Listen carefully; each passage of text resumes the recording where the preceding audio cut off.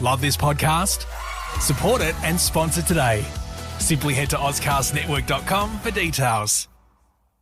Hi, I'm Natasha Milani, CEO of South Australian Leaders. I'm passionate about supporting the growth of businesses through the power of collaboration, helping companies to connect, scale and grow. This podcast is all about collaboration for anyone who runs a business. It can be lonely at the top. I believe no one executes alone. We all do better when we do it together. These are real companies talking about real challenges and how they strive to overcome them. Let's all learn and share together. Today I'm talking to a special guest that set up a very special organisation. I particularly want to welcome Nick Lee, who is the co-founder of the Jodi Lee Foundation, focused on bowel cancer awareness. He's also the director of Healthy Minds. Welcome, Nick. Thanks, Natasha. Cheers. Nick, what you've built in the Jodi Lee Foundation is incredibly special, based here in South Australia. Let's just start with the history of the organisation and just share your story and introduce yourself. So, Nick Lee, as you said, co-founder of the Jodi Lee Foundation and director at Healthy Minds. And really, I had a corporate background. So I was a director at Unilever. I didn't have any background in cancer or psychology. And my entry into preventative health came out of tragedy. So I was living in Vietnam, 2 young kids. Jodi, my wife, was a special needs teacher, and completely out of the blue, she was diagnosed with stage 4 bowel cancer. And it happened really quickly. I was away in the north of Vietnam. We were based in Ho Chi Minh City. She rang me on a Thursday night saying, I've got abdominal pain, don't really know what it is. I wasn't concerned. Bowel cancer wasn't on my radar, and she was fit, healthy, didn't have any family history. But I suggested she went off to see the GP the next day, which she did. The GP recognised that there was a block in her bowel, ordered scans. Those scans came back at 3 o'clock in the afternoon, and 11 o'clock that night, kids are fast asleep. I'm away with my team in Hanoi, and an ambulance comes to pick Jodi up, takes her to the airport, and she's airlifted at low level to Bangkok for emergency surgery, because what the scan showed was a tumour had almost entirely blocked her bowel, and they were worried if they flew her at normal altitude that she might burst her bowel. So I made my way there as quickly as I could. Successful operation to remove the tumour, but 3 days after, a specialist came to see us and said the cancer had spread. It was stage 4, and he told us that she only had 2 years to live. So we raced back here to South Australia, tried everything, lots of different treatments, very evasive, disruptive operations, chemotherapy, radiospheres. Nothing seemed to work, and unfortunately in January 2010 she passed away. So I left Unilever and felt this overwhelming compulsion that I wanted to do whatever I could to prevent others going through what we went through. So later that year, set up the Jodi Lee Foundation, and I'm really proud of the impact that the foundation has had, and we might go into that in a bit more detail. But 6 years after setting up the foundation, felt like I'd got it up to something that was sustainable. Met my now business partner, Dr. Tom Neame, in Healthy Minds. I really loved what he was doing in schools, talked to him about the opportunity in corporates, and we co-developed the corporate program, and now that's the large majority of our business. So I have this, out of tragedy, this wonderfully purposeful life, helping people minimise their risk of bowel cancer, Australia's second leading cancer killer, and also helping people build psychological skills to manage life's inevitable challenges. Nick, thank you for sharing your story. Thank you for the vulnerability that you've shared with not just me today, but with South Australia and beyond from that tragedy.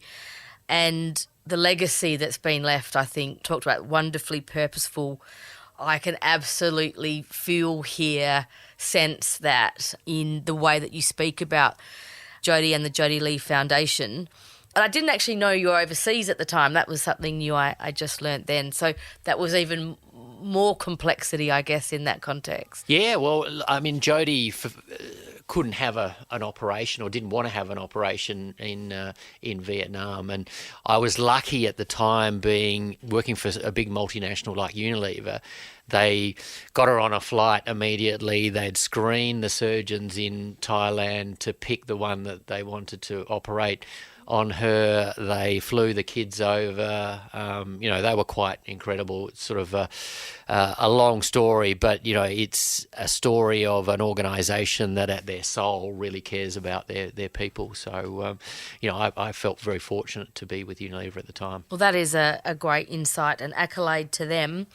What I have sensed as I've seen the Jodi Lee Foundation grow and part of SA Leaders is it's a not-for-profit organisation, but there is a very strong foundation to the organisation that you've established. So can you just share with us a little bit about the formation of that organisation, leveraging your commercial experience, and what were the key foundational pieces you felt were important in establishing the foundation so that it was sustainable, that had that long-term vision? Yeah, well, clearly at the core of it was this real passion behind wanting to help others avoid what we went through. So that was really burning, and I think that needs to be burning to have a successful, sustainable organisation. You need to clearly be passionate about what you're doing.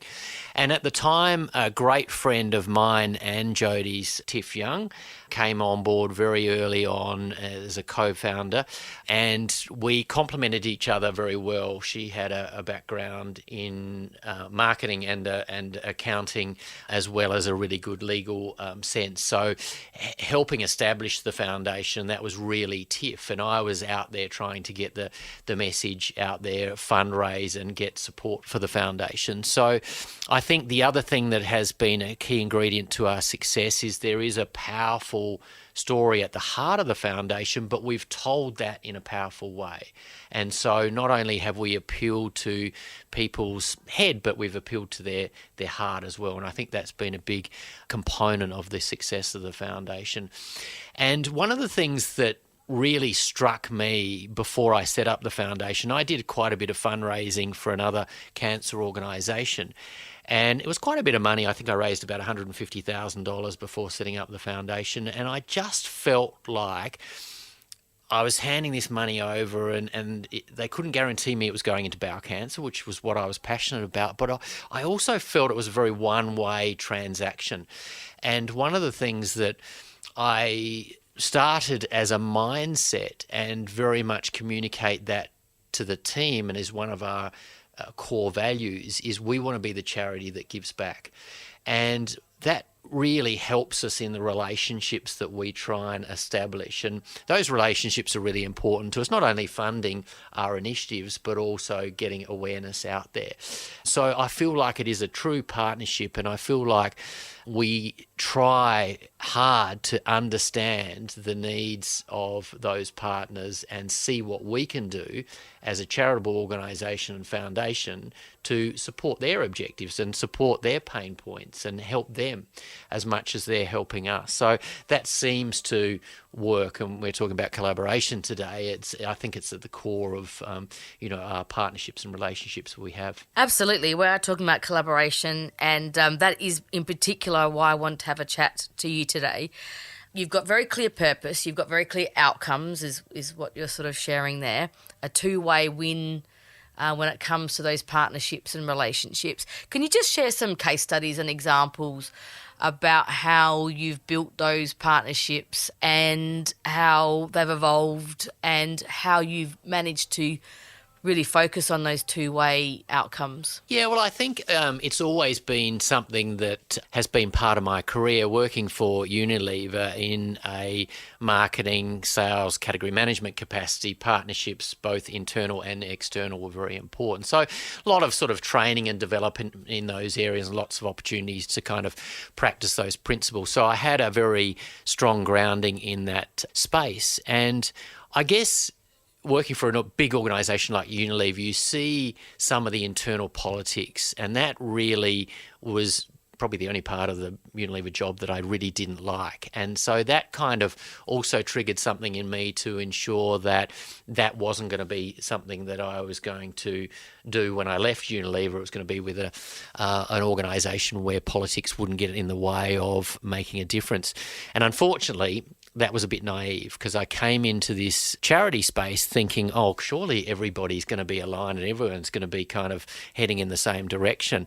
And I got a real wake-up call, with another charity in this space, where I reached out to them to try and work with them, and on multiple occasions in ways that I thought were true partnerships, and got battered back, and in fact worse than that, it felt like we were getting legal letters from them and other things to try and stop some of the things that we were doing to create awareness, which was very much part of our vision and their vision as well. So that was a real wake-up call as well. And I guess on the other side of the coin, we've had remarkable partnerships with everybody from the federal government to the AFL to large organisations to personalities that have really made an important difference that would have never happened had we not had this sort of collaborative mindset. So for me, it's very much about mindset and going into these things knowing that in many cases, 1 + 1 can equal 3. And we've got so many examples of that through the work that we've done. And I think you've got to be pretty bold as well. We've, as an organisation that was 2 years old, we got $2.5 million from the federal government to run Australia's first national awareness campaign.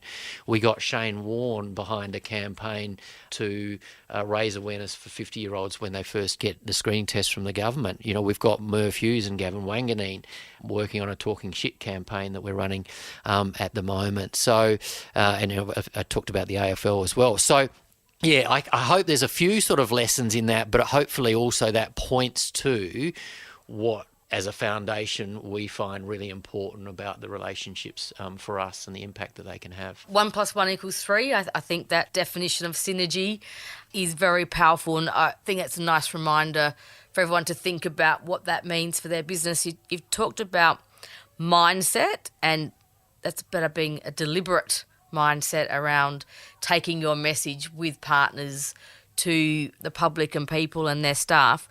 So I guess there's a strategy behind that for you. And you also mentioned that you took out of Unilever some principles around partnerships and collaboration. Can you just share how you then take that to set a strategy? Yeah, so the strategy, I think, is very clear. And it has expanded. So originally we set out to save lives, right? You're in a foundation that is all about helping people prevent a disease that's very prevalent, but it is preventable. So it's about trying to educate people. So it seemed to be a pretty clear vision, but we needed to make sure that everybody was really clear about that. And we reminded the team of that on a regular basis. I think reinforcement is really important. So you might be stuck around a table and you might have some conflict around this table. But if you say, guys, we're in this room trying to save lives, it's a great way to course correct and bring everybody back into alignment as to what we're trying to do. Another tactic that we use is, what is the most helpful thing that we can do now? So it takes away any sort of conflict that might be around the table, and people start to go, okay, well, how do we move this conversation or initiative forward? So I think trying to have a very clear vision that you articulate frequently and you have some sort of powerful stories behind it certainly has helped us in our strategy and keeping everybody aligned. And it's very easy to get attracted by, what is the next shiny object, or who could be this, great partner, which might detract from, staying in your lane and being very focused on what is your vision and the direction that you're heading. So in summarising that, it's having a very clear vision, getting stakeholders very much aligned, reinforcing that vision over time so you do stay in your lane and don't get distracted, and making sure that you, as you cast the net and get supporters on board, you keep coming back to that and using those stories to help them understand the direction that you're going in. And I think that's been a really important part of the foundation brand, is you could go out and ask different people in the street who know about the foundation, and they'll say similar things about the foundation. They seem to get where we're going and what we're doing, which I think is really important to any brand. Let's just talk about your expertise in the context of Healthy Minds, when a lot of business owners, employers are grappling with workplace well-being. What are some of the insights that you can share that you're seeing, is more prevalent in the corporates that you're working with? And what are some of the good solutions that you're seeing? So I think well-being and mental health in particular is clearly a growing concern, and that's for a couple of reasons. One is the impact if you get it wrong as an organisation. So there's some new legislation out around psychosocial hazards and the responsibility of leaders in organisations around that. But also, if someone is off work because of a mental health issue, the cost of rehabilitation and bringing them back into the business is far higher than it is, say, for a physical injury if someone breaks their arm and has to have a bit of time off work and then bringing them back. So there's a cost part of that whole equation. There's also a productivity part of that whole equation. So when someone has high well-being, they're more focused, they're more creative, they're more productive, they have better relationships, they're more clear thinking. And so there's a real interest in organisations building a staff that is well and building a culture for well-being. And so I think more and more organisations are starting to be driven by not just this cost factor, but, okay, if we can get this right, the impact on the organisation can be quite significant on the top line. So there seems to be this shift. There is also a shift between remediating. Okay, let's get in-house psychologists and an EAP provider to what can we do around prevention? Mm-hmm. How do we build the well-being of our staff? And, if we were to go out in the street now and interview the first 20 people that we came across and said to them, how do you become physically fit? So if you're going to run a marathon, what would you need to do? You probably get a pretty comprehensive answer. But you go and ask people that same question, what do you need to do to be mentally at your best? And you get a far less robust answer. So with Healthy Minds, what we're trying to do with our clients is deeply understand initially what's going on for them, and we've got a tool called the Healthy Mind Wellbeing Index for doing that, but then really tailoring our programs to be able to enhance the wellbeing of their staff. So what are the key issues that their staff are facing, and how do we help partner with them to address those? So I think that's important. More organisations are going, actually there's a little bit of science to this. We really need to understand what's going on for our staff, and there are providers out there like Healthy Minds that can really help. It all really comes down to you from the Jodi Lee Foundation and Healthy Minds. You've mentioned the word preventative a few times. I mean, that's really what this is all about, isn't it? Being preventative and not reactive, and putting those foundational pieces in place. Yeah, and look, that takes a while to shift that mentality and mindset. We often use the analogy of a house on fire. So if a house catches fire, the fire brigade are rung, they come in, they put the fire out. There's a moment of time where everybody's celebrating the fact that the fire's been extinguished. But what would be better is if the electrician was brought in initially to resolve the problem that caused the fire, but then there's not a moment in time where anybody's celebrating. You might not have known that would have eventuated into a fire. And so the whole preventative side, and this is probably the wrong word to use, but is far less sexy than the remedial side. And so trying to get governments, businesses, individuals to start thinking around prevention has been difficult. It is changing, but it's taking time. And that's something that we're very focused on both fronts, the Jodi Lee Foundation and Healthy Minds, to try and help organisations and individuals with that. Seems like a no-brainer, really. So if I'm standing in the shoes of a SME business owner, got a lot going on in the business, people to manage, clients to make happy, and just day-to-day, what would be some of the key questions I should be asking myself, my people? What would be some of the first steps that you would recommend they take to start having that preventative mindset? Yeah, well, I think it builds on itself. So momentum is pretty important here, like anything. And so taking some small steps initially, for us, we would do one of two things with organisations. One, we would say, look, understand the challenges that are facing your staff and build a plan around that. And, as I said, we've got a tool to help to do that. For those that really do believe that they understand the challenges that their staff are facing, those psychological skills is where we would start. So we would say run our program called 7 Secrets to a Healthy Mind, because that is this dose of psychological skills that we know are lacking in most people. And the advantage of doing that is that they learn really important things. They learn how to make helpful, realistic and balanced decisions. They learn how to manage stress. We destigmatise stress. It's not about being good or bad. It's about having the right amount at the right time. We give people a framework for building out their well-being, so really to deeply understand that. We talk to them about self-compassion, how do you treat yourself when something goes wrong, which is very protective for mental health.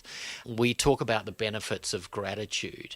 So there's lots of things in that small 2-hour session, which is very interactive, which can fundamentally help people deal with life's inevitable challenges and, of course, improve their well-being. So that's the sort of places that I would suggest organisations start. It doesn't have to be a big budget, but just start to do something, because it will all help. It's just having it on that preventative mindset on your radar and just taking one small step. So for those listening, just think about what it is that you might do in your business to help, in the first instance, understand where your staff may be facing those challenges. And that's got to start with the leaders in the business as well. So if you feel like around the board table or around the executive table that there's a few leaders in that room that are not on board with that, then that's probably a good place to start as well. It's so important.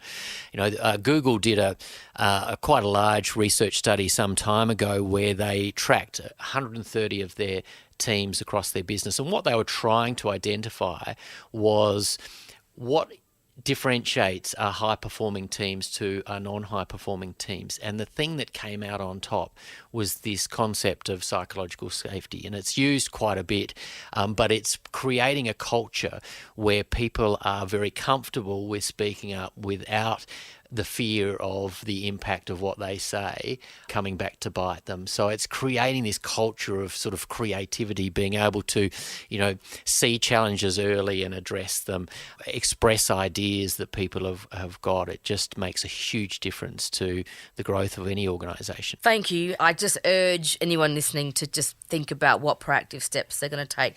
Just coming back to the Jodi Lee Foundation, establishing any business, but particularly a not-for-profit business, it's a competitive environment. You've got some complexity in terms of funding and getting your brand out into the marketplace. You've talked about purpose and vision. Is there anything you'd like to share for those that are in the not-for-profit space that you could... I always like to think that we can all collaborate and work together. Is there anything you can share that was particularly important around the growth of that not-for-profit environment? Yeah, I think I sort of touched on a few of them already. So for us, there was a tragic moment when a beautiful young lady at 41 years old died of this disease that could have been prevented. So you get a big groundswell of support, and a lot of our funding for our initiatives initially came from our friends and family. But to be sustainable, you've obviously got to go beyond that. And so the relationships are really critical.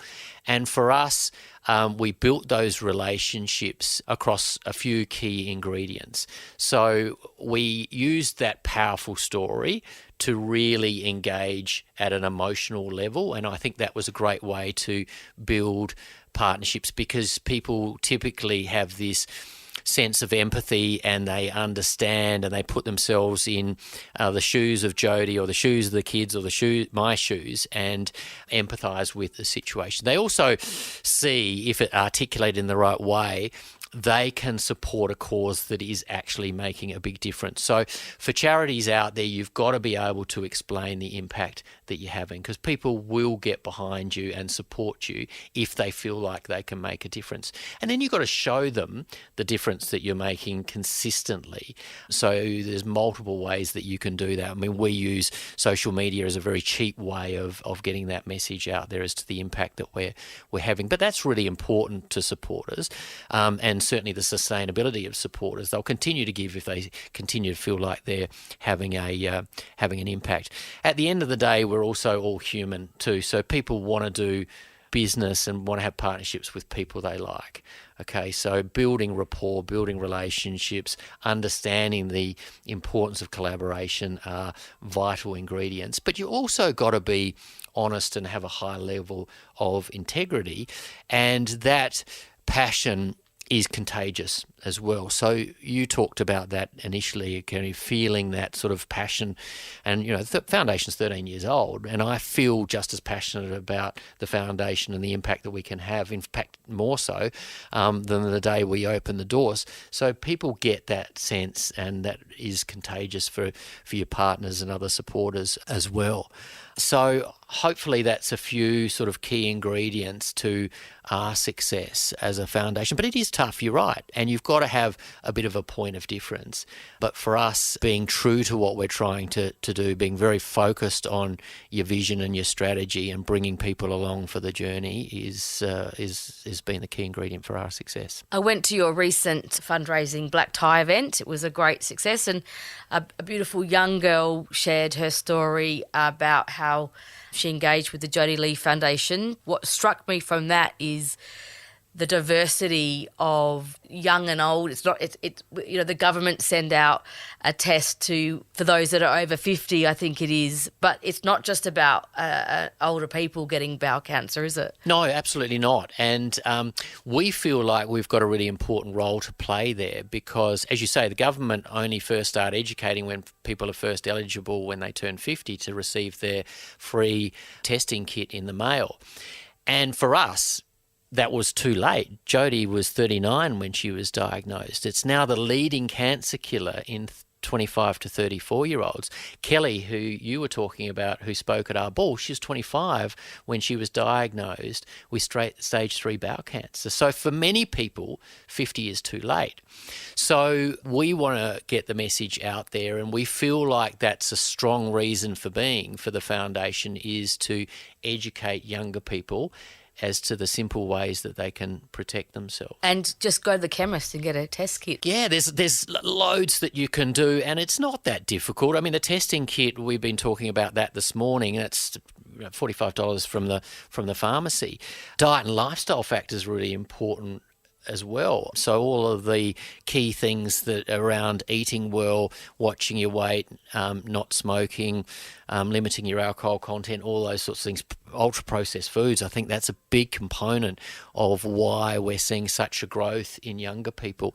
We're not moving as much as we used to either, so that whole exercise component is really critical. The symptoms to watch out for and acting on them quickly. So we've got a campaign at the moment, and Kelly is heading that campaign, called Trust Your Gut, acting really quickly. You know your body's the best. If something doesn't feel right, get off and see someone. And of course, the family history is another part of the equation as well. So around 20% of cases have a link to family history. So they are the key things that you can do to prevent this very preventable disease. It's up to 99% preventable if caught early. So you need to know these things. I just find that fascinating, and I feel the conversation we had today is sort of dual purpose from my lens. It's about educating those listening about collaboration and how you've established the foundation, your expertise in wellbeing in the workplace, but also some really simple messages there that everyone can take away to be proactive about their own health. And in fact, Nick, you do run a workplace program. Let's just give it a little plug now so that people know what their opportunity is to get the Jodi Lee Foundation to come into their business. Yeah, and it's really simple. So really you just need to find half an hour of time. We normally say to people, put on a lunch or a morning tea to get get the crowds in. It's not often easy to bring people to a bowel cancer session, but people do need to know about it. Second leading cancer killer, very preventable. And the key ways you can protect yourself are relevant not just for bowel cancer, there's many other diseases as well. So if you look at it from a general well-being perspective, it's really vital information that we're delivering in that half an hour. And we just get great feedback from it. And you know what? We have so many stories of lives saved through that program. So there's a group called CavPower, the Caterpillar business. They had us in. They issued, I think, around 170 tests to their staff. They had 24 positive results, and they know of 5 medical interventions. So 5 people did that test, got a positive result, and had polyps or something more sinister removed. So it really is saving lives. So if you want to save the life of yourself or your colleague, I suggest you get us in to chat. That is really a very strong message that's come across in our conversation today. You know, as chair of the Zara Foundation, I always admire the team that go into our office every day with that strong sense of purpose. I'm absolutely proud of the work that we do, and they come in with that strong sense of connection to the purpose and the story, as you have with the Jodi Lee Foundation. And I just reflect on the importance and the power of that. Yeah, look, it's, and in fact, putting my Healthy Minds hat on, there's so much research coming out around the health benefits of having a strong sense of purpose and living a more purposeful life. You know, I think the statistics suggest that people live 7 years longer.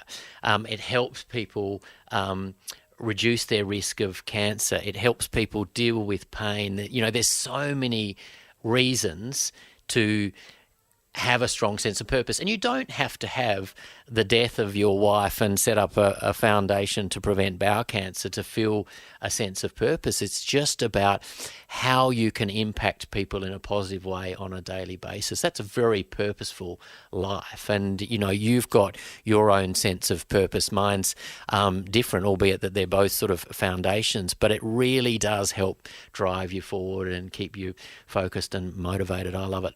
And that's what I love about SA Leaders. We are absolutely putting a support structure around these great business leaders in South Australia, and the collaboration is what I'm passionate about, and the business community that we've established. So I really appreciate the fact that you've been a part of that community.